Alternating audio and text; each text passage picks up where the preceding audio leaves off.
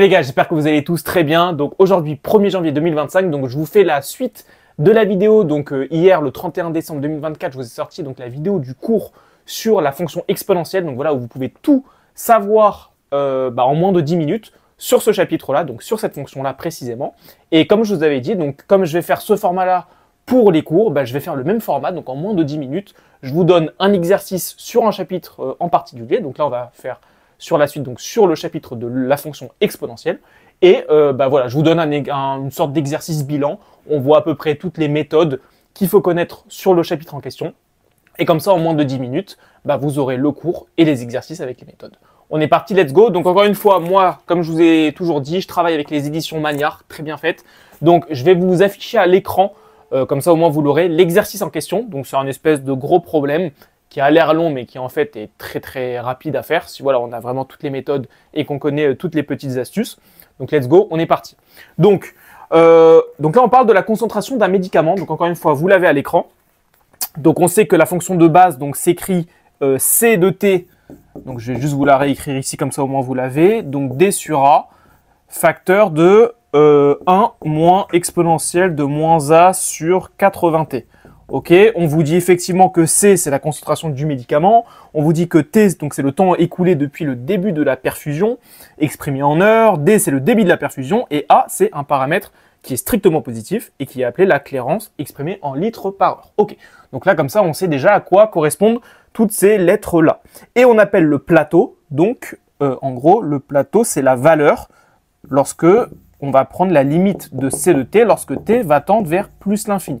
Donc ça, c'est égal au plateau. Donc c'est une valeur précise, d'accord, qu'on aura sûrement besoin par la suite. Donc on commence par le grand A. Let's go.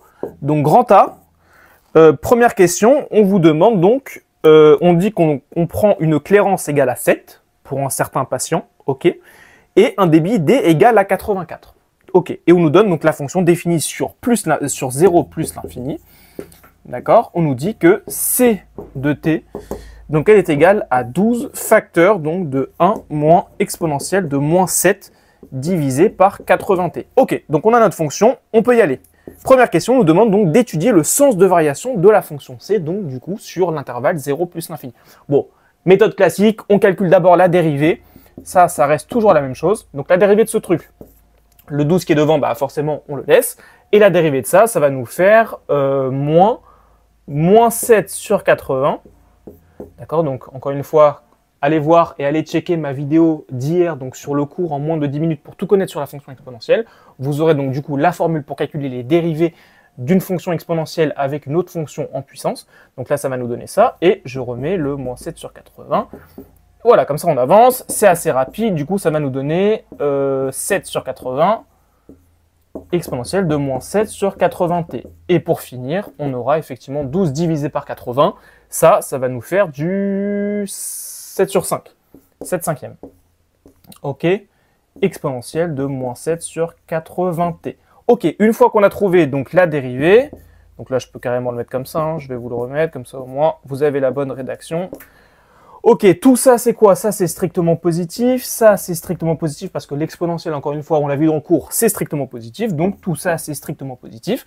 Donc effectivement, si je fais, donc là je vais effacer ça, donc je vous l'écris au-dessus, donc si je fais un petit tableau de signes et de variations, donc f' de x, donc signe, et là je vais marquer variation de f, voilà, hop, hop, là on est sur 0 plus l'infini, donc je me casse même pas la tête. On a tout qui est positif, donc on a tout qui va être strictement croissant. Ok? Donc là, on a bien donné les variations. On peut calculer en 0 combien ça va valoir. C de 0, donc ça va nous faire exponentielle de 0, ça fait 1. 1 moins 1, 0. 12 fois 0, ça va nous faire 0. Donc on sait que ça part de 0, et ça va tendre sûrement vers plus l'infini. D'ailleurs, c'est, je crois, la question numéro 2. Voilà, on nous demande, donc là, on a fini la question 1, d'accord? Donc on a donné notre tableau. Et pour la question petit 2, d'accord, donc je vais vous l'écrire juste ici. On nous demande, du coup, pour être efficace, le plateau doit être égal à 15. Donc on a dit que le plateau, c'est quand on va prendre la limite de C, donc de la fonction C, et on va tendre T, on va faire tendre T vers plus l'infini. Donc en faisant tendre T vers plus l'infini, d'accord, donc je vais juste vous réécrire. Alors là, pardon, c'est pas F, c'est C, hein, excusez-moi dans le dans le tableau, C', C, ok. Et d'ailleurs, c'est pas X, c'est T et T. Vous voyez, même en étant professeur, on peut faire des petites erreurs, donc ça, il faut faire attention. Donc, C de T, on a dit que c'était égal à 12 facteurs, donc de 1 moins exponentielle de moins 7 sur 80. T, si je ne me trompe pas, c'est ça. Donc, lorsque je vais faire le calcul de la limite, lorsque T va tendre vers plus l'infini, ça va nous faire plus l'infini. Donc, avec le fois moins 7 sur 80, ça va nous faire moins l'infini. Donc, ça va tendre vers 0. Et du coup, 1 moins 0, ça fait 1. Et 12 fois 1, ça va nous faire du coup 12. Donc, on sait que la limite, ce sera 12. Donc, le plateau, ici, pour ce patient-là, est égal à 12. Or, nous, on nous dit que c'est efficace si le plateau est égal à 15. Donc là, ça nous dit que comment ça s'appelle, le protocole, en gros, n'est pas efficace. Voilà. Donc, pas efficace. OK? Voilà. Donc là, on a déjà répondu à la partie grand A. Let's go, on passe à la partie grand B. Donc j'efface ça et je vous reprends juste après. Donc pour la partie grand B, on prend une autre fonction. On nous dit donc, on pose la fonction f de x qui est égale à 105 divisé par x, facteur donc de 1 moins exponentielle de moins 3 sur 40 x. OK? Et on nous demande donc d'abord de démontrer que la fonction, que la dérivée, en gros que f' de x est égale à 105 fois g de x divisé par x carré avec une fonction g, donc on définit sur 0 plus l'infini avec, et là vous l'avez sous les yeux, d'accord? Donc c'est un gros pavé. Bon, bah là moi je pars de ma fonction, encore une fois, je calcule la dérivée, comme ça au moins je me casse pas la tête. Donc f' de x, donc là on voit qu'on a un 105, bon, 105 c'est une constante, on va le laisser devant puisqu'il est en multiplication. Et là par contre j'ai u divisé par v, d'accord? La division, on peut la prolonger ici si on veut, d'accord? Donc là si on a u divisé par v, nous on sait d'après le cours que la dérivée de u sur v, c'est égal à u'v moins uv', le tout divisé par v au carré. Bon, bah si j'utilise cette petite formule-là sur cette fonction-là, u c'est égal à ça. Donc u', la dérivée de ça, la dérivée de 1, c'est 0. Donc ça va nous faire moins 3 sur 40 que je descends en bas. D'accord? Donc moins fois moins, ça va faire plus. Donc ça va nous faire donc 3 sur 40 exponentielle de moins 3 sur 40x, d'accord? Donc ça, c'est la dérivée, donc je peux vous le mettre ici. La dérivée de exponentielle de u de x. Ça, je vous l'ai mis dans la vidéo du cours d'hier. Donc ça, c'est égal à u' de x exponentielle de u de x. Donc ça, c'est exactement ce que j'utilise ici, d'accord? Donc ça, je peux l'enlever maintenant. Hop, donc là, j'ai u'v. Donc v, c'est mon x, d'accord? Donc là, je vais avoir x. Moins, d'après la petite formule que je vous ai mis ici avec les u et v, donc moins u, donc u du coup ça va être ça, 1 moins 3 sur 40x, donc u c'est ça, fois v', donc la dérivée de x c'est 1, donc là je mets rien, ou fois 1, mais bon, fois 1 on s'en fiche, et je ferme, et le tout divisé par v au carré, donc c'est x au carré. Ok, donc ça si j'essaye de simplifier un peu, je vais avoir 105 sur x carré, multiplié par tout ça, donc si j'essaye de simplifier au max, on va faire 3x divisé par 40 exponentielle de moins 3 sur 40x, moins 1, d'accord? Et moins fois moins exponentielle, ça va faire plus exponentielle de moins 3 sur 40x et moins 1. Ok, et si je regarde donc mon exercice, on me dit que g de x, bah en fait, on voit que d'après l'énoncé, c'est exactement cette fonction-là. Donc ça, c'est égal à g de x. Donc du coup, je peux marquer effectivement que donc f' de x est égal du coup à 105 fois g de x, le tout divisé par x au carré. Voilà, et là j'ai trouvé la bonne dérivée que l'énoncé me demandait. Bon, il n'y a pas eu trop de soucis, c'est assez simple. Encore une fois, on utilise juste la formule de u divisé par v, la dérivée, donc c'est u'v moins uv', le tout sur v au carré, et ensuite la dérivée de exponentielle de u de x. On a dit que encore une fois, c'était u' de x fois exponentielle de u de x. Ok? Bon, ça c'est les deux petites formules que j'ai utilisées ici. C'est pas très compliqué, on fait les choses posément, et comme ça on est tranquille. Et dernière question, on nous dit, donc on donne le tableau de variation de la fonction g, donc encore une fois, vous l'avez sur l'écran, et on voit clairement que donc, cette fonction est strictement décroissante, mais ça, c'est pas le plus important, c'est qu'elle est strictement négative. On voit qu'en 0, puisqu'on part de 0, donc ça, g de 0, ça vaut 0, et g de plus l'infini, donc lorsqu'on fait tendre x vers plus l'infini, bah, ça va tendre vers moins 1. Donc on voit qu'elle est strictement négative. Elle part de 0 et elle descend jusqu'à moins 1. Donc, qu'est-ce qu'on peut dire par rapport à ça? Donc ça, c'était la première question. Et deuxième question, nous demande du coup d'en déduire le sens de variation de la fonction f. Bon, bah nous, ça tombe bien parce qu'on sait que f' de x est égal à 105 fois g de x divisé par x au carré. X au carré, c'est toujours positif. 105, c'est toujours strictement positif. Et g de x, d'après le petit tableau qu'on a juste ici, on sait qu'elle est strictement négative. Donc moins fois plus, ça fait moins, et moins divisé par plus, ça fait moins encore. Donc ça veut dire que la dérivée en entière est strictement négative. Donc, si je fais mon tableau de variation pour la fonction f, encore une fois, on est défini sur 0 plus l'infini. F' de x, du coup, pour le signe, donc ça, à chaque fois, hein, vous pouvez le marquer comme ça, et variation de f, voilà, hop, hop. Donc là, elle sera strictement négative, et donc elle sera strictement décroissante. Voilà, je pense que là, on est bon. On peut carrément calculer, si on veut, f de 0, pour avoir la valeur ici. F de 0, ça va nous faire... Alors non, f de 0, c'est pas défini, pardon. Alors, f de 0, est-ce qu'on a fait... Ah oui, non, pardon, parce que là, on n'est pas sur...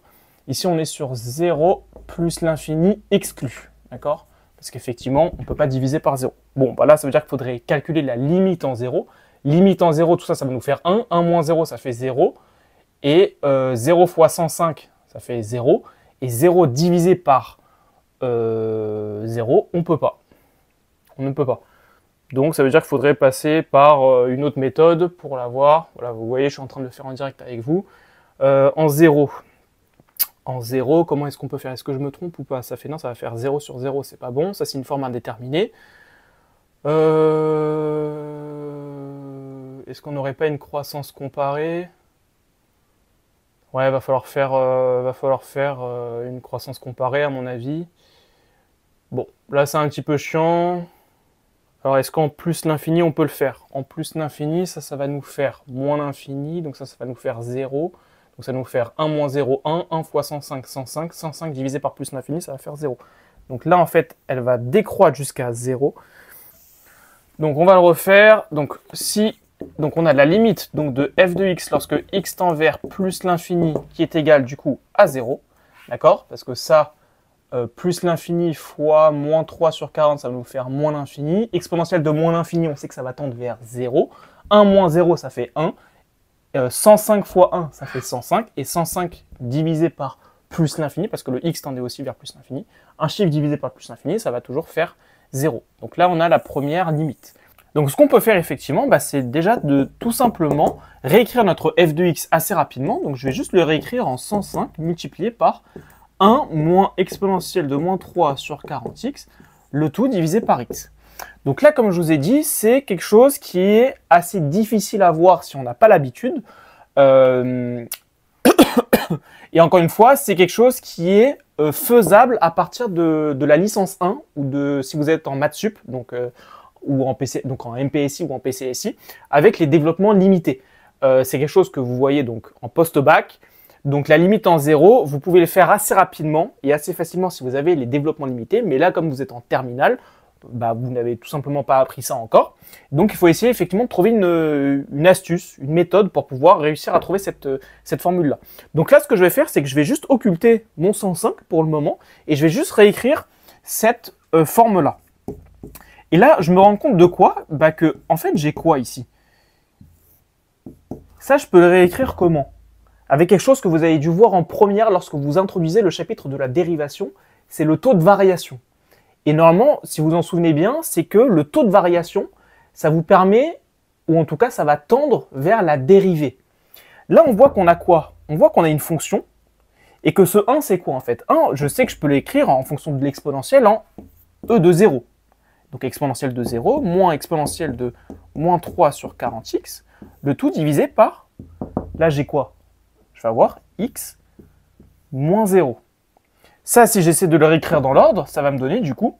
Alors, si je factorise par moins au-dessus, je vais laisser un moins, je vais ouvrir ma parenthèse, et je vais avoir quoi? Je vais avoir exponentielle de moins 3 sur 40x, moins exponentielle de 0, le tout divisé par x moins 0. Et si j'ai ça, et ben là, on a pratiquement fini. Pourquoi? Parce que si je considère ma fonction u de x égale à exponentielle de moins 3 sur 40 fois x, ben je vois que j'ai bien le taux de variation. Nous, on sait, d'après le cours, que la limite du taux de variation t de x lorsque x tend vers donc, un point A, d'accord, c'est égal à f' de A. Ça, c'est d'après le cours. Donc ça, vous pouvez l'apprendre par cœur. Nous, on est dans quel cas là? On est au point A égale 0. Donc si je change le petit a par 0, ben, je sais qu'en fait, mon taux de variation, donc ce truc-là, d'accord, donc tout ça en fait, donc tout ça, toute cette partie-là, ça va tendre en fait vers f'. Alors là, c'est pas f, pardon, c'est la fonction que j'ai ici, que j'ai appelée u de x. Donc ce sera, on va dire, u' de a, parce que là, f de x, je l'ai déjà utilisé dans mon exercice. Donc ce sera u' de a. D'accord? Donc la limite du taux de variation, ça va tendre vers la dérivée de la fonction que j'ai ici. Donc bah, ce que j'ai à faire, c'est juste calculer la dérivée de cette fonction. Donc je sais que u de x égale à exponentielle de moins 3 sur 40x. Bon, bah ça implique que u' de x, c'est égal à du coup moins 3 sur 40 exponentielle de moins 3 sur 40x d'après la formule de la dérivation pour exponentielle de u de x. Ok? Donc une fois que j'ai cette limite-là, bon, bah j'ai plus qu'à regarder, du coup, au point A. Donc en fait au point 0 ici. D'accord? On a 0, on a 0. Bah, j'ai plus qu'à regarder ça. Donc ça, si je fais tendre x vers 0, ça va nous faire exponentielle de 0 ici, ça fait 1. Et ça va du coup tendre vers moins 3 sur 40. Donc là, on sait que tout ce truc-là, lorsque je fais tendre x vers 0, ça va tendre vers moins 3 sur 40. Ok? Je crois que c'est ça. Voilà. Pardon, ce truc-là, ça va tendre vers moins 3 sur 40. D'accord? Donc tout ça, ça tend lorsque x tend vers 0, vers moins 3 sur 40. Comme j'ai un moins devant, du coup tout ça, ça va tendre vers, je peux vous le marquer comme ça, hein. Lorsque x tend vers 0, ça va tendre du coup vers 3 sur 40, d'accord? Moins 3 sur 40 fois moins 1, ça va bien nous donner 3 sur 40. Et ensuite, donc tout ça, qui est égal en fait à tout ça, donc tout ça, ça tend vers 3 sur 40 lorsque x tend vers 0. Et 3 sur 40 multiplié par 105, on va du coup avoir, lorsque x tend vers 0, donc là, je vais vous l'écrire ici. Donc, du coup, limite de f de x, lorsque x tend vers 0, c'est égal à 105 multiplié par 3 sur 40. Donc 105 multiplié par 3 sur 40, ça c'est égal à quoi? À 105 multiplié par 3, ça va nous faire du 315. 315 divisé par 40. Et ça, je crois que si vous le faites sur la calculatrice, c'est à peu près égal à 7,86. Voilà. Donc, on sait que lorsque x va tendre vers 0, bah, la limite vaudra 315 sur 40. Donc, soit vous le laissez comme ça, soit vous faites avec votre calculatrice et vous trouvez le résultat. Donc, voilà. Donc là, c'était une méthode en x égale 0. Si vous aviez les développements limités, donc vous êtes en maths sup, ou en L1 de maths, normalement, vous avez les développements limités, c'est ultra simple, vous pouvez le faire assez rapidement, il faut juste trouver le DL de l'exponentielle et ça se fait assez rapidement, il y a beaucoup de choses qui s'éliminent. Par contre, voilà, si vous êtes en terminale et que vous devez calculer la limite, même encore une fois, enfin, je veux dire que c'était pas demandé dans l'exercice, la dernière question, vous demandez juste donc de calculer les variations, enfin, pardon, pas de calculer, mais de donner les variations de la fonction.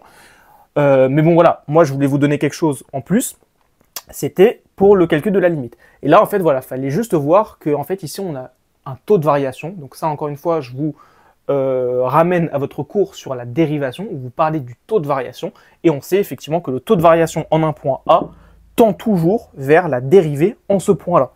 Et là, effectivement, par un petit jeu où on factorisait par moins, donc ce qu'on a fait ici, on obtient effectivement u de x moins u de 0 divisé par x moins 0. Donc c'est exactement le taux de variation. Donc là, bah, on n'a plus qu'à calculer la limite, enfin en faisant tendre x vers la valeur en question, donc 0.